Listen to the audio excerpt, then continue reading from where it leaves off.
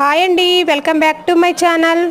ఈరోజు మా అత్తయ్య స్టైల్లో కారపూస ఎలా చేసుకోవాలో తెలుసుకుందాం. పిల్లల స్నాక్స్ బాక్స్లోకి ఇలా ట్రై చేయండి, చాలా బాగుంటాయి, ఇష్టంగా కూడా తింటారు. 1 కేజీ రైస్కి 1 కేజీ పచ్చెనపప్పు తీసుకొని బాగా 2 టైం వాష్ చేసుకొని ఎండబెట్టుకోవాలి. ఎండబెట్టుకోవాలి. బాగా ఎండిన తర్వాత ఇలా మిల్లుకిచ్చి పొడిపిండిలాగా పట్టించేసుకోవాలి. శనగపిండి కూడా యూస్ చేయొచ్చు, కానీ ఇలా పచ్చెనపప్పు వేసుకోవడం వల్ల చాలా టేస్ట్గా ఉంటాయండి.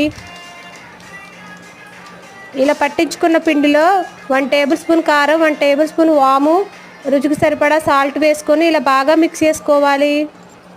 ఇలా బాగా మిక్స్ చేసుకున్న తర్వాత ఇలా మొత్తం పిండిలో వాటర్ అనేది పోసుకోకుండా ఇలా కొంచెం కొంచెం వాటర్ కలుపుకోవాలి. కొంచెం పిండిలో వాటర్ కలిపి ఇలా పక్కన పెట్టుకోవాలి. ఇలా కట్టెల పొయ్యి మీద వండటం వల్ల కారపూస అనేది మరింత టేస్ట్గా ఉంటుందండి. సన్నన సెగ పైన ఇలా బాగా ఫ్రై చేసుకోవాలి కారపూస. ఇలా కారపూస గిద్దెల్లో పిండి పెట్టుకోవాలి.